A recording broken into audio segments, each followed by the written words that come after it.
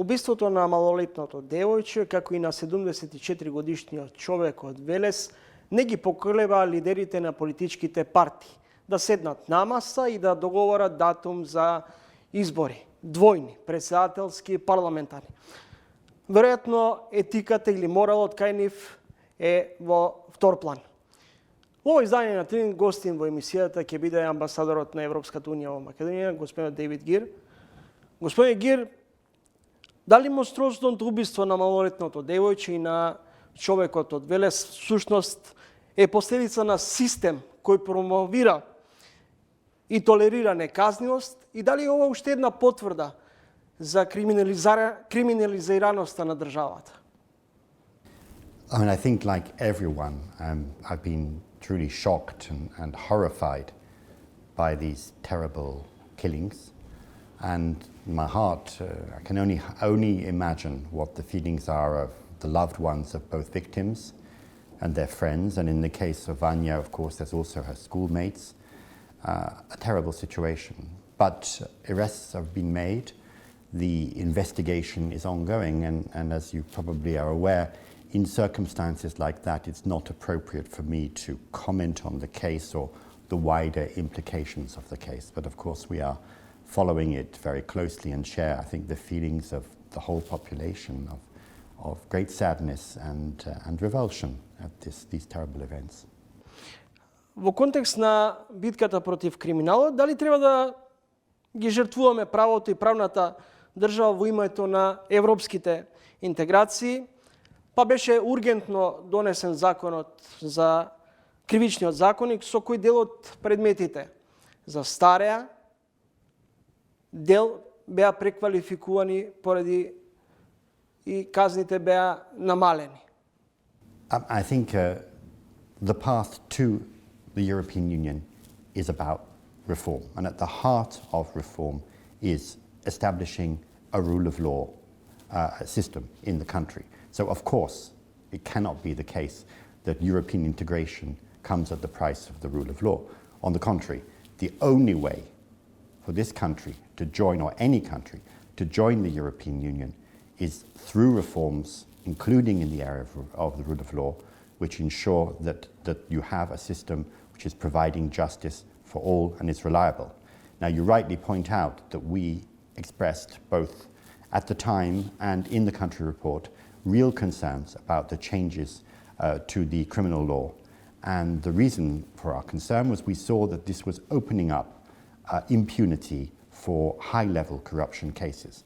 And sadly, since these changes have been made, we've just seen that, in fact, this has proven to be true, and case after case we see now either being closed or charges being reduced because of the application of these principles. So we expressed serious concerns at the time. We continue to have serious concerns, and let me be clear once again, the European integration means respect for the rule of law. Дел од меѓународните партнери со став извештајот на Европската комисија за Македонија дава мрачна слика со владењето на правото. На што се должи, амбасадоре, лошата перцепција во битката против корупцијата, криминалот и владењето на правото, особено во делот на правосудниот систем? I mean, I think the poor appreciation of the judicial system, and by that we mean the prosecution and the judiciary as well, comes from the people, where you see very low confidence in the system. And the reason for that, I think, is their experiences of the system either being ineffective or of political or financial business interference. And this, of course, is a huge area of concern to us, and we are very active in trying to support reform in this area. It's absolutely essential, as I've said, that reform of the rule of law, in particular the judiciary, should advance. What we need to see is a system whereby the citizens, as well as outside investors, businesses, can be sure that if they go to court, that the courts will evaluate the cases on the basis of the facts and nothing else. They will not be subject to external influences, either business or politics. And in the case of prosecutors, that if there are complaints, cases will be brought, charges will be brought if the evidence is there, without any consideration of political or financial interests. Now, having said this, and obviously expressed concern about the absence of this in many areas, one should also note that, of course, there are many prosecutors, there are many judges who are doing the job that they need to do and who want to see the system working as it is, and we are certainly trying to help that. But what is needed more than anything else is, I think, political will to bring about real reforms in all of these areas so that citizens can feel that they have a system that they deserve. And then you will see citizen confidence rising very significantly. Because so long as you don't have that, what happens is citizens feel unequal, cynicism rise, business doesn't invest, and this is a very negative spiral. We want to end that spiral and see a reverse. And of course, by doing so, this will then bring the country much, much closer to the European Union. Амбасадоре, низа на критики има во однос на начинот на работа на судскиот совет. Дел од упатените велат дека судскиот совет го има изгубен кредибилитетот на работа. Неодамна имаше и мисија, европска мисија околу тоа како функционира телото кое именува и разрешува суди. Кои беа заклучоците и препораките во однос на тоа како треба судскиот совет да функционира? I mean, you're absolutely right. We, the international community, but more importantly the general public, after the events that took place last summer, had real questions about the functioning of the Judicial Council, and their credibility, I think, was at rock bottom. So what we decided to do was deploy what we call a peer review mission, which means experts who have done the job of judges in other countries, who have done the job of a Judicial Council, so they know what the best practices are, to come here, to meet with everyone, and to look at the situation, make an analysis, and make recommendations. I think the mission came away with a very clear idea of where the problems are. It has prepared the recommendations, and I expect next week that these will be presented to the government and we'll be able to talk about it more generally. But it's obviously an important development, and I think that the recommendations that they put forward should be helpful in trying to look at how to reform this body so that it's doing the job it needs to do. Амбасадоре, неодамна председателката на Врховниот суд, Беса Адеми, обелодени дека се соочувала со политички притисоци. Сличен став изнесува и поранешните председателки на судскиот совет Црвенковска и Дамела. Дали ова треба да не загрижи и каде води ова спрега или влијание на политичките и бизнис притисоци врз правосудниот систем? I mean, it should be very clear. There is no place for political or business or financial influence in the court system, whether it's on the Supreme Court, whether it's on lower courts, whether it's on the prosecution, or whether it's on the Judicial Council. We expect justice, politics and money to be separate. Следите, тренинг гостин во емисијата евроамбасадорот Дейвид Гир. Амбасадор Гир, речиси никој не зборува повеќе за шансите и напорите да се спроведат уставните промени.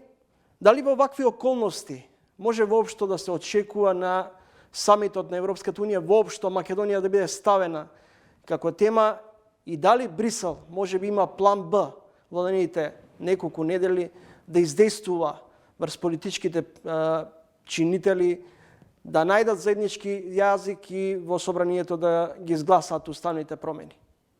Let's start with the constitutional changes. As you know, there were extensive discussions following the veto from Bulgaria in September 2020, which resulted in an agreement in July 22 that the country could move forward on its European path, although there was this condition for the change to the constitution. I think that's a huge opportunity for the country. It was the opportunity to move forward on what people want, to move forward in terms of a better, more prosperous future, to move forward to a future where young people don't leave, but they can actually choose to live here, to work here, to found families here. a cleaner, safer, more prosperous North Macedonia as part of the European Union. As a result of that decision, we opened the screening process, and that has proceeded very well. And as you will be aware, that screening process will finish this week, in fact, and the country has performed very well. So this has been a major opportunity, an opportunity to put behind the country the past, the disputes, the differences, and look forward and say, we want to move forward to the European Union. There is no plan B. These changes need to be put in place. Of course, it's a sovereign decision for the country, but it seems to me that if the goal is to join the European Union, this is a path which needs to be crossed, but it's a matter for the country. But anything else seems to me to be a dead end. Concerning the discussions in Brussels and the upcoming summit, of course, we wait to see the results of it. But I think more generally, to give you a bit of context, what we've seen in the past couple of years, but specifically in the past 6-7 months, is a new intensity regarding enlargement, an understanding, sadly due to the terrible war in Ukraine waged by Russia. But what we've seen is an understanding that enlargement is of a key strategic interest to the European Union and to the partners, including in the Western Balkans. And it's not just about prosperity and democracy, both of which are very important, but it's also about security and stability. We want North Macedonia in the European Union. We believe that North Macedonia it's in our strategic interest to have you here, and we believe that there are many, many benefits for the country of membership. But I have to say, the way forward requires the constitutional changes to be implemented. There isn't a plan B. Амбасадоре, зборувате дека не треба да се пропушти оваа шанса на македонскиот пат кон Европската Унија. Што доколку се прокоцка можноста да се спроведат уставните измени, каде води македонскиот пат понатаму? As I said, I think rather than being a burden, this solution, which was reached in July, was an opportunity to look forward and put behind the country the issues of the past.